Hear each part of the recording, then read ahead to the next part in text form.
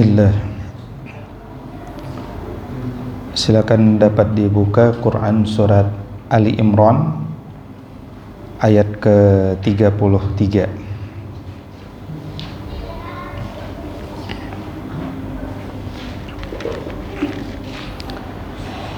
Mari kita hadirkan niat bermajlis, hadirkan juga niat i'tikaf di rumahnya Allah, hadirkan niat mengangkat derajat di hadapan Allah dengan ilmu dan niat-niat lainnya yang baik, insyaallah akan dibalas oleh Allah Subhanahu wa taala dengan balasan yang sempurna.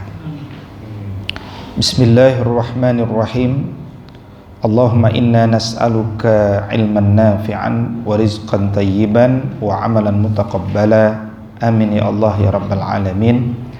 Uhayyikum jami'an bitahiyyatil Islam wa tahiyyatul Islami salam.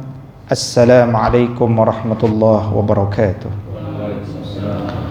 Semoga kedamaian, rahmat Allah, berkahnya tercurahkan kepada sahabat semuanya.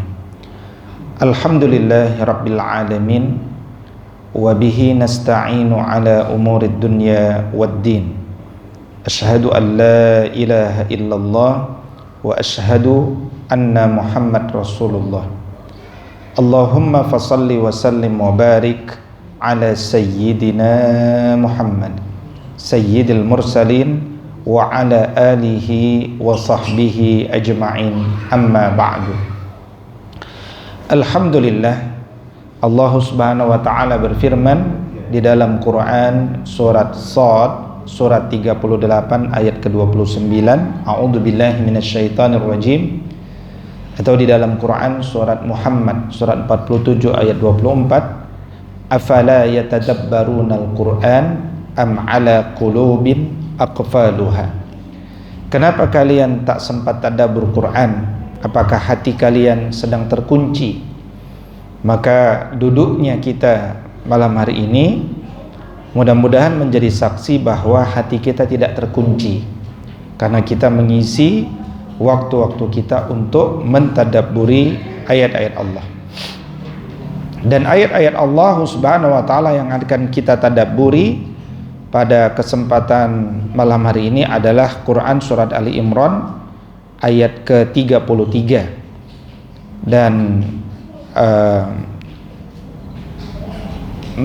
mentadabburi ayat ini sama dengan mentadabburi kisah di antara qasas, kisah-kisah yang spesial yang dihadirkan Allah Subhanahu wa taala di dalam Al-Qur'an untuk dapat kita tadabburi. Dan Allah Subhanahu wa taala dalam Quran surat Maryam surat ke-19 ayat ke-16 Allah berfirman, wazkur fil kitabi Maryam id intabazat min ahliha makanan syarqiyya. Wahai Muhammad, ceritakan kepada umatmu kisah Maryam di dalam Quran. Jadi Allah memerintahkan kepada Nabi Muhammad SAW untuk menceritakan kisah Maryam.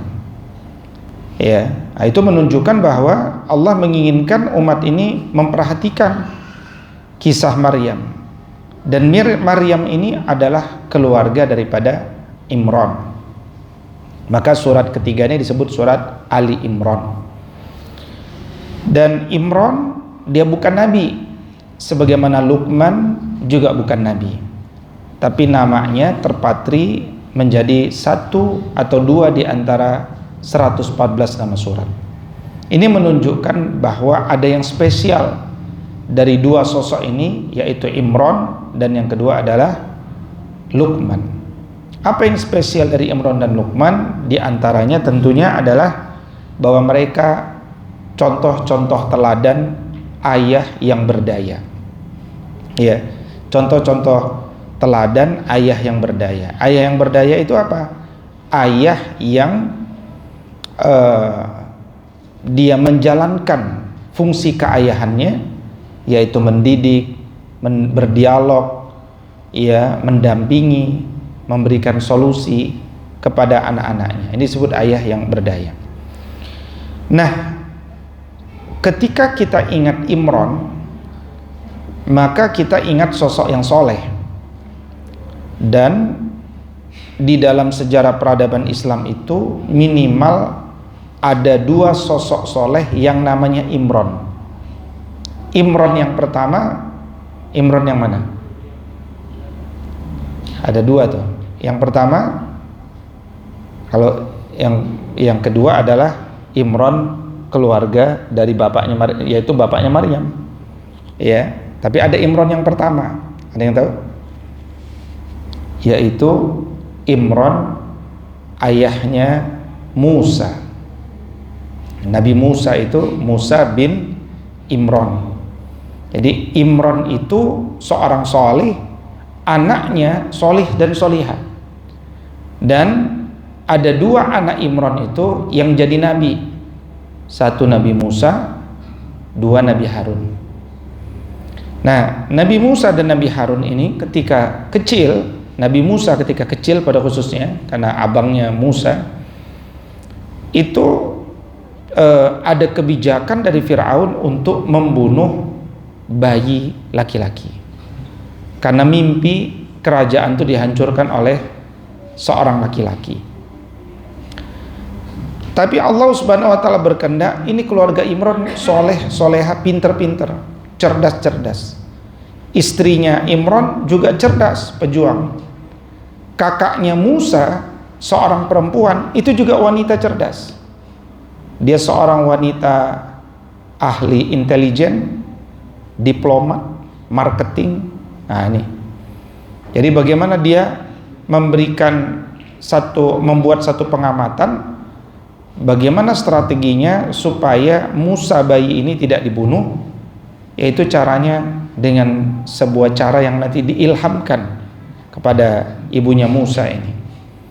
Jadi tepat pada waktu yang telah diketahui oleh kakaknya Musa, di mana Asiyah dan pembantu-pembantunya sedang bermandi di sungai, maka kemudian dihanyutkanlah bayi Musa kecil ini.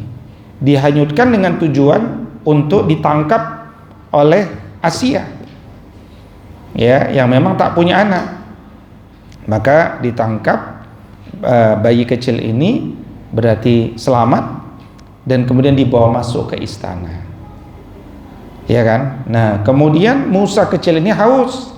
Allah menakdirkan tidak ada yang cocok untuk menyusui dirinya. Datanglah kakaknya ini untuk memarketingkan dan berdiplomasi kepada keluarga kerajaan bahwa ada seorang wanita yang bertangan dingin, kira-kira.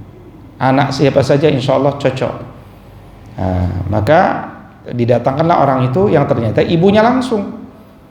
Walhasil bukan malah Musa ini tidak dibunuh, justru dia tumbuh besar dengan air susu dari ibunya, dan ibunya bahkan dibayar secara profesional, dan beliau pun nanti tumbuh besar di tempat tidurnya Fir'aun, bermain dengan Fir'aun di kerajaan yang punya kebijakan membunuh anak laki-laki.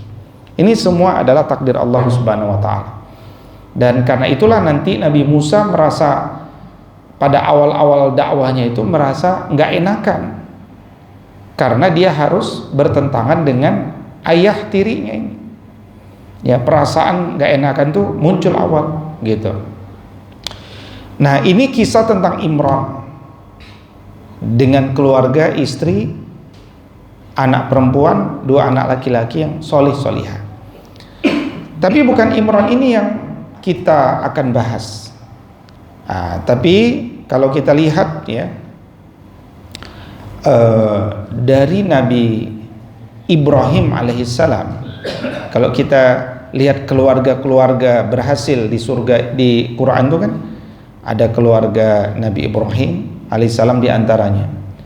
Makanya setiap sholat kita doakan beliau, Allahumma salli ala Muhammad wa ala ali Muhammad kama sallaita ala Ibrahim wa ala ali Ibrahim. Itu menunjukkan bahwa kita doakan Nabi Ibrahim, kita doakan keluarganya. Artinya kita ambil pelajaran dari Nabi Ibrahim dan kita ambil pelajaran dari keluarganya, gitu kan? Bagaimana Ibrahim memimpin keluarga. Nah, Ibrahim ini memiliki 2 orang istri. Istri pertama namanya Sarah, istri kedua namanya Hajar. Istri yang pertama namanya Sarah memiliki anak nanti namanya Ishak. Ishak punya anak namanya Yakub. Yakub punya anak 12. Salah satunya Nabi Yusuf dan Benjamin. Maka Yakub itu digelari sebagai Israel. Jadi anak keturunannya disebut Bani Israel, keturunan Yakub. Israel itu keturunan Yakub. Nah, dari keturunan Bani Israel ini nanti lahirlah Imran. Imran itu keturunan Bani Israel. Nah, sementara dari istri kedua Nabi Ibrahim alaihissalam bernama Sarah. Sarah ini nanti punya anak namanya Ismail. Ismail kemudian didoakan oleh Nabi Ibrahim alaihissalam, kelak nanti akan lahir seorang nabi setelah Ismail ini dari keturunan Ismail. Benar. Sekitar 42 generasi berikutnya lahirlah di bulan Rabiul Awal seorang nabi yang nanti dinamakan Muhammad bin Abdullah bin Abdul Muttalib bin Hashim bin Abdi Manaf bin Qusay bin Kilab bin Murrah sampai bin Adnan sallallahu alaihi wasallam. Ya. Maka ada keluarga Imran yang punya keutamaan, nama surat ketiga Ali Imran yang kemudian kita perlu pelajari. Baik, sekarang kita buka Quran surat Ali Imran surat ketiga ayat 33. Allah Subhanahu wa taala berfirman, a'udzu billahi minasyaitonir rajim. Innallaha, sesungguhnya Allah, istofa, telah memilih. Nah, di ayat ini ada 4 nama. 1 Adam, 2 wa Nuhan, yang ketiga wa ala Ibrahim, dan yang keempat wa ala Imrana alal alamin, di atas seluruh umat. Di Allah telah memilih 4 orang ini di atas seluruh umat.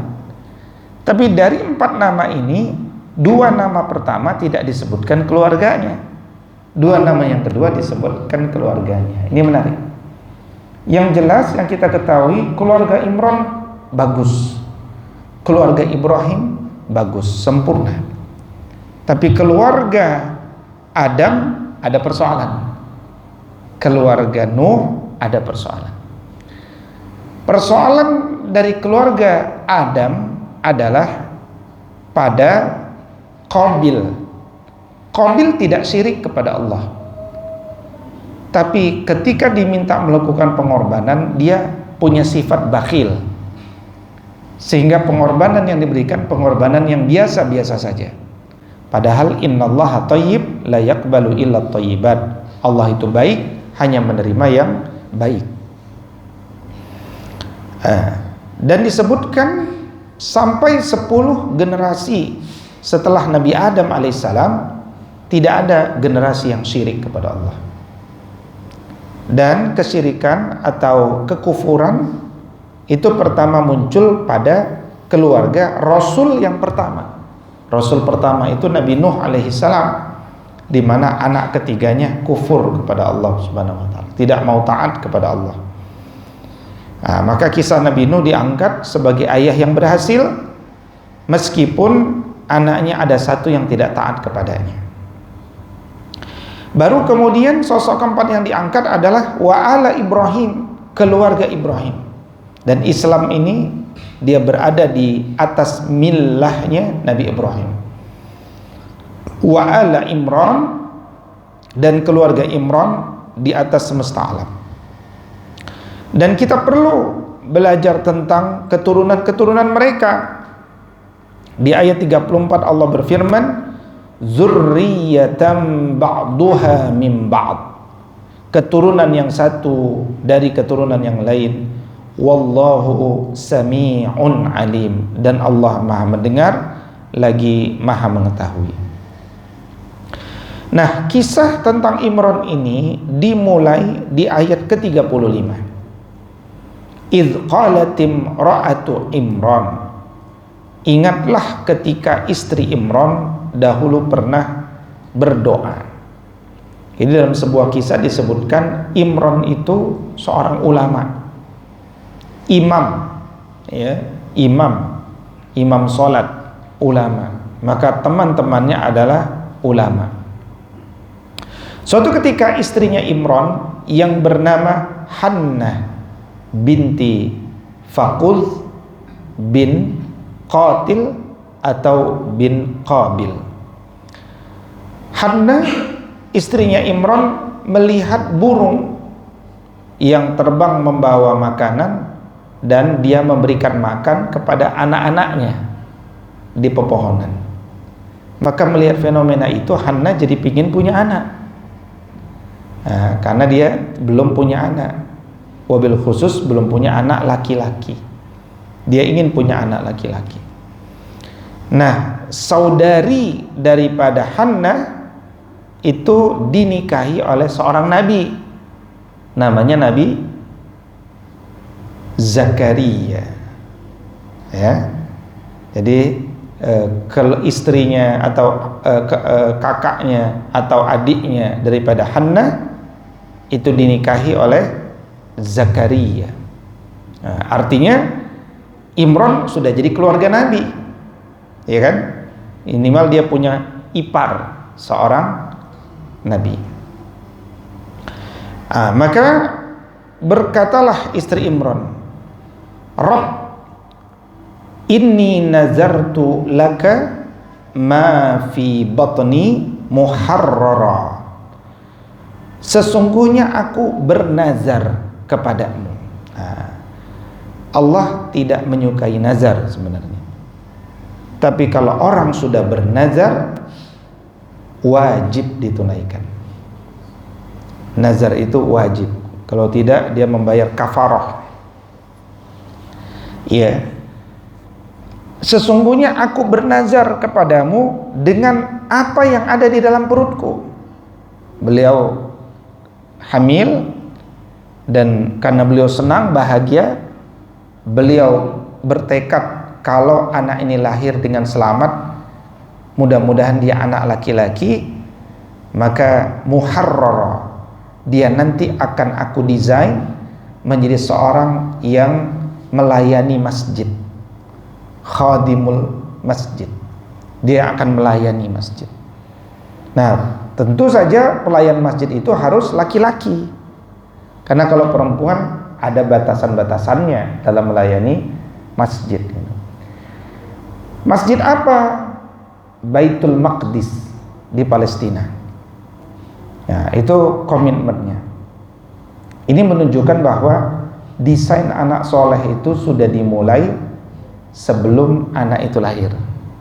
Sedang di kandungan sudah didesain ketenangan jiwanya, pendengarannya. Anak itu sudah mendengar di dalam. Ya, ketenangan ibunya, desain seperti apa itu sudah didesain.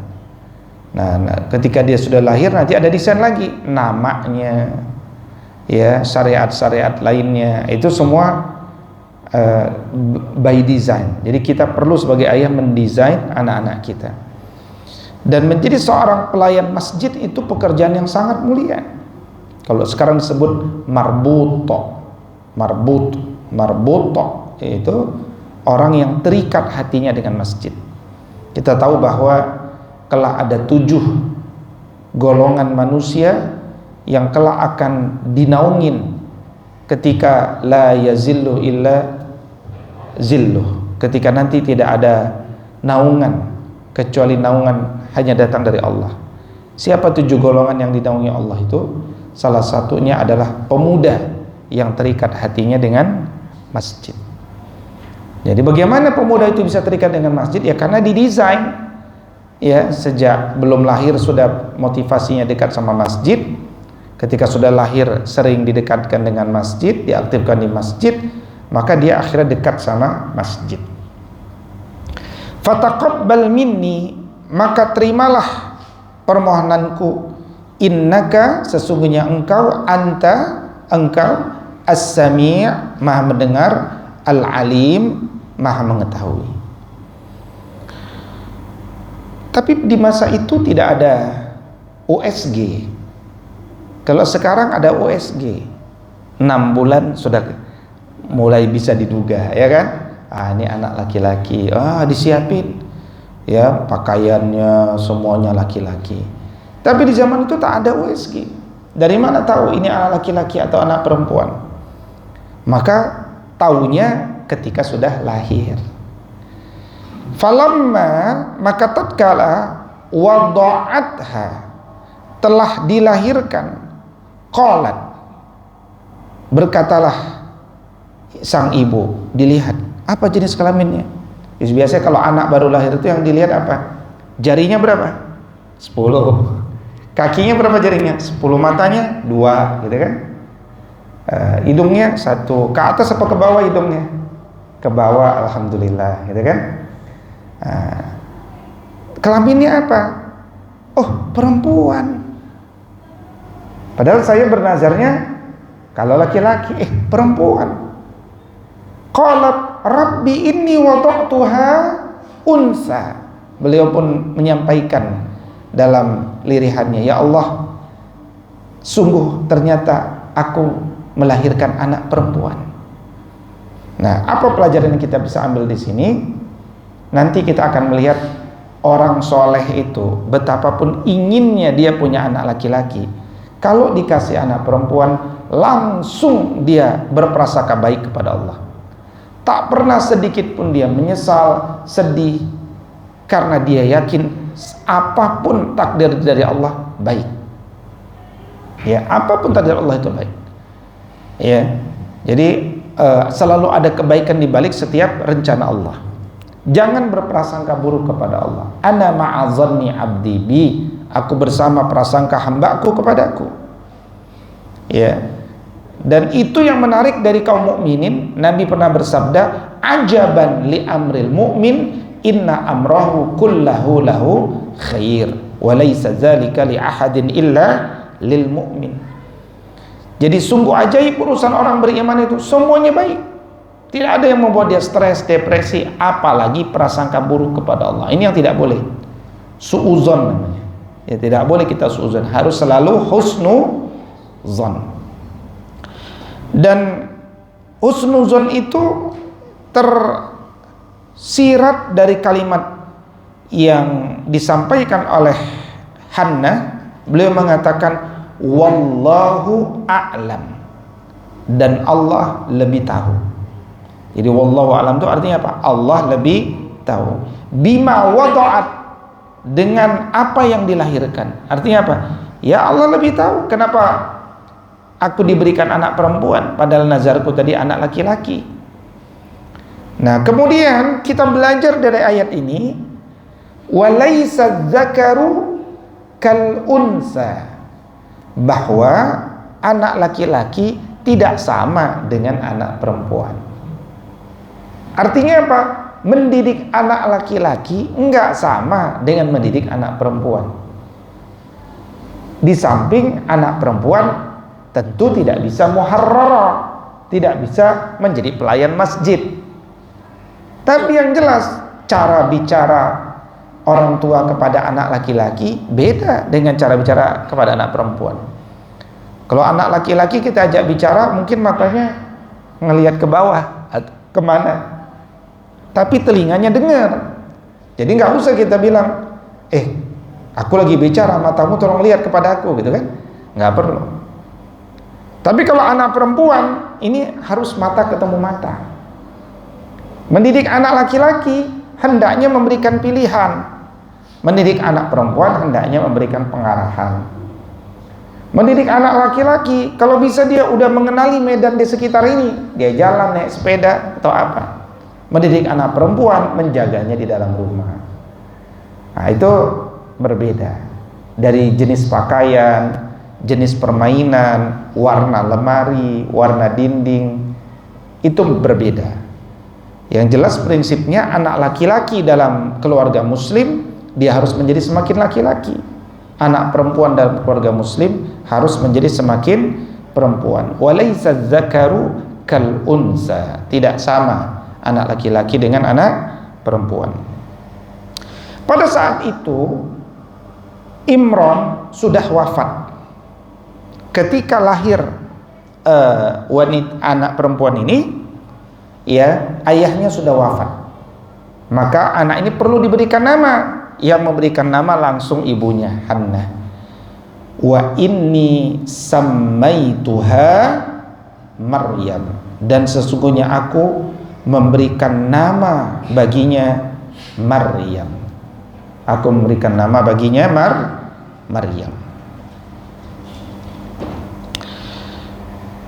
Maka di ayat ke-37 Allah berfirman, fataqabbalaha rabbuha, maka Allah menerima nazar daripada Hannah tadi biqabulin hasanin, dengan penerimaan yang baik. Tapi takdir milik Allah, ya, tapi nazarnya sudah diterima Allah Subhanahu wa taala. Wa ambataha nabatan hasana, dan kami tumbuhkan Maryam dengan pertumbuhan yang baik. Pertumbuhan yang baik itu apa dan kenapa? Karena dia didesain jadi anak yang sehat, kuat, didesain dengan makanan yang baik, didesain dengan makanan yang baik, didesain dengan pendidikan yang baik.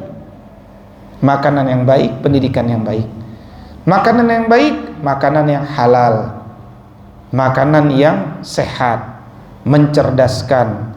Dan kalau konteks hari ini yang berkah. Yang berkah itu apa? Makanan yang tidak berafiliasi dengan Israel, Israel. Nah, itu barokahnya nanti dapat.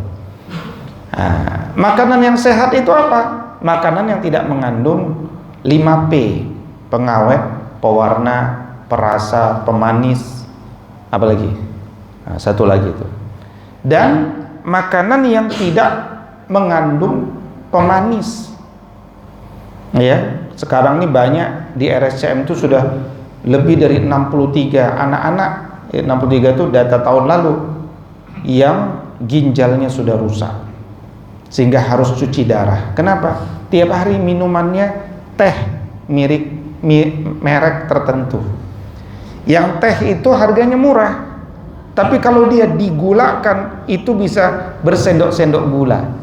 Dan sehari anak itu bukan hanya minum 1 botol, dia minum banyak botol. Dan anak itu tidak bergerak, dia duduk sambil main handphone, diam, duduk, tidak bergerak, gula banyak, berhari-hari, bertahun-tahun, maka muncullah penyakit diabetes di usia muda.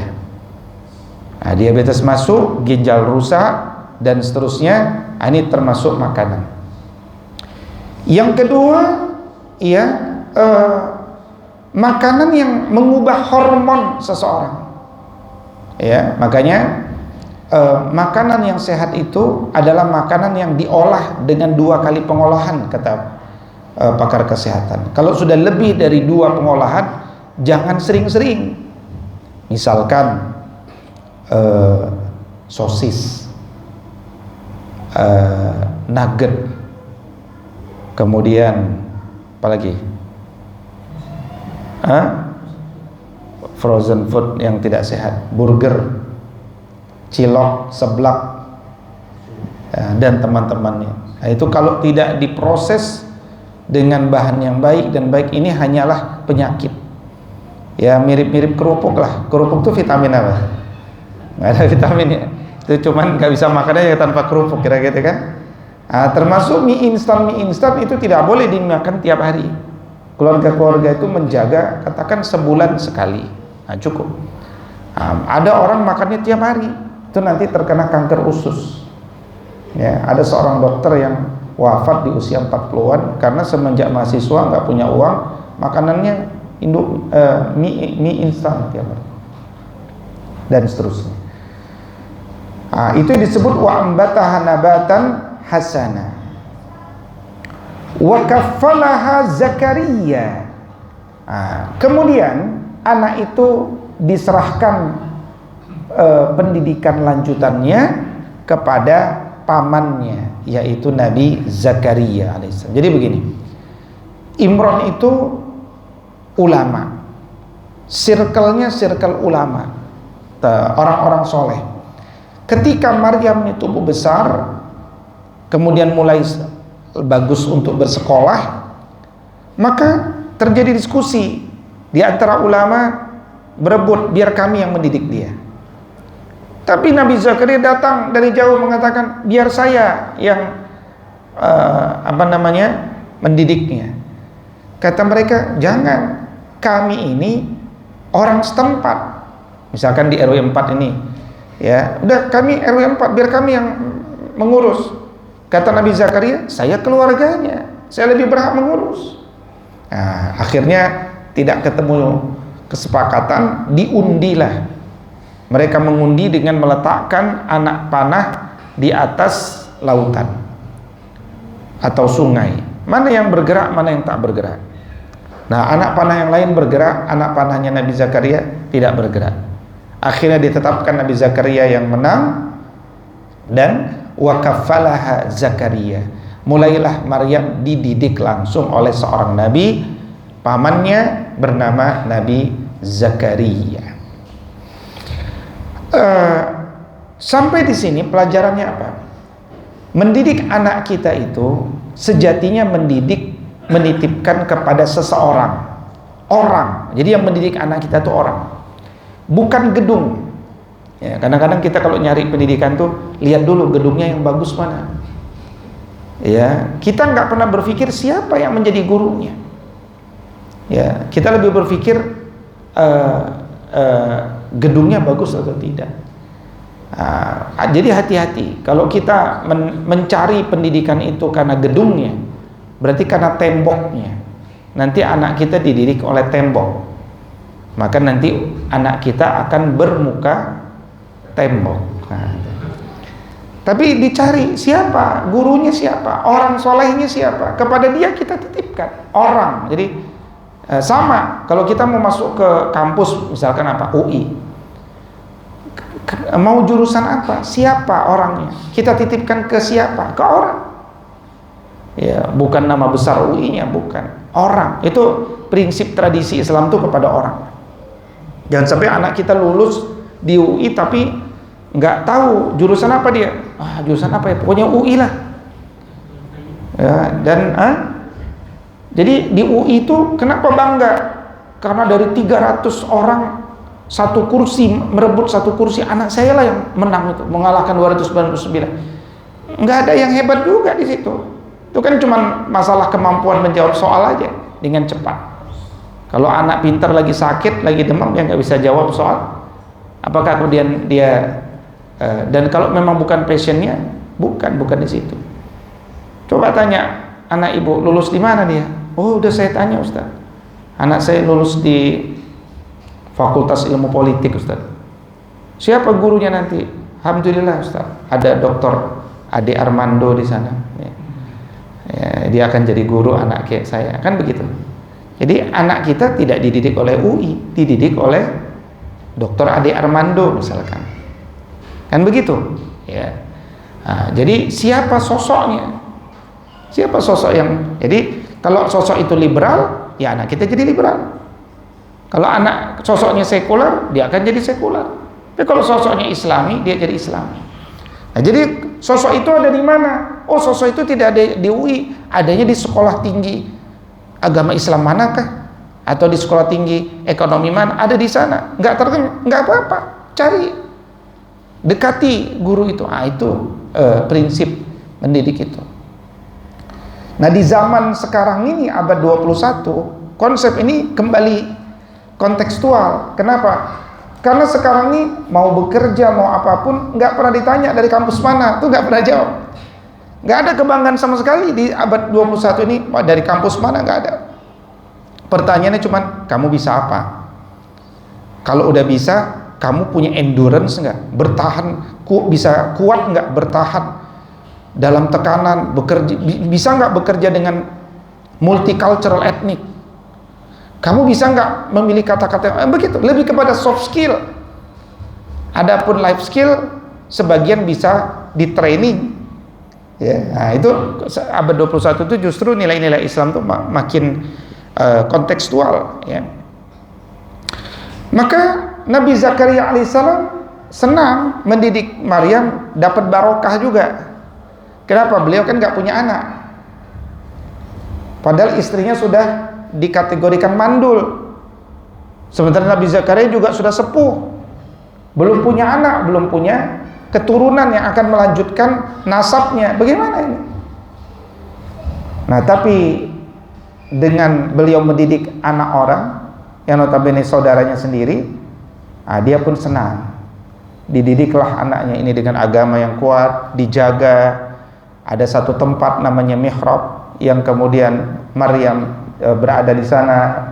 Maryam ini seorang yang ahli ibadah, menjaga kemaluan, menjaga fisiknya dan seterusnya. Betul-betul wanita yang mulia. Kullama dakhala 'alaiha Zakaria al-mihrab. Setiap kali Nabi Zakaria masuk ke ruangan di mana Maryam berada sedang beribadah, wajada 'indaha rizqa. Selalu didapati di dekat Bunda Maryam itu ada rezeki.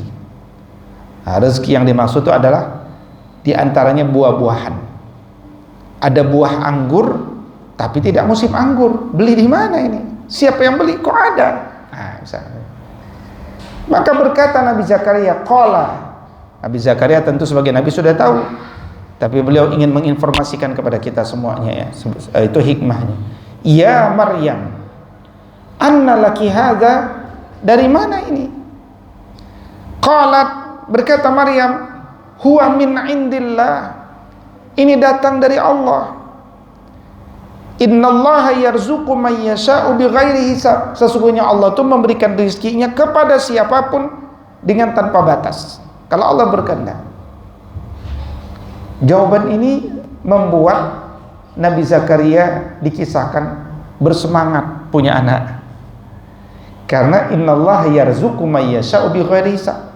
Meskipun sudah tua, kalau Allah berkehendak kan bukan tidak mungkin tak punya anak. Dan beliau terus berdoa, dan nanti Nabi Zakaria ini berdoa ketika sedang tahajud, ketika sedang berdiri, wa huwa qaimun yusalli fil mihrab, ketika dia sedang berdiri qiyamul lail, datang malaikat kepadanya menjelaskan bahwa permohonannya dikabulkan. Justru Nabi Zakaria yang terkejut. Loh, saya sudah tua, istri saya sudah mandul, kok bisa engkau memberikan informasi akan lahir anak? Gimana ini? Saya nggak percaya. Kalau nggak percaya, kamu nggak akan bisa ngomong selama 3 hari. Benar, Nabi Zakaria nggak bisa ngomong 3 hari. Akhirnya nanti lahirlah dari istrinya itu seorang anak laki-laki yang bernama Yahya, dan nama ini belum pernah dipakai sebelumnya. Sementara nanti dari Maryam lahirlah Isa. Maka Isa dan Yahya bersaudara. Tapi Isa manggil Yahya paman, ya kan? Isa manggil Yahya berarti paman kan kalau orang hari ini. Maka Allah berfirman, wazkur fil kitabi Maryam, ceritakan kisah Maryam ini. Dan di dalam Quran surat At-Tahrim 66 ayat 12, posisi Maryam ini memang mulia. Allah berfirman, wa Maryam ibnata Imran allati ahsanat farjaha fanafakhna fihi min ruhina. Dan Maryam, istrinya atau anaknya Imran, adalah sosok wanita yang selalu menjaga kemaluannya, dan kemudian kami tiupkan ke dalam rahimnya ruh kami.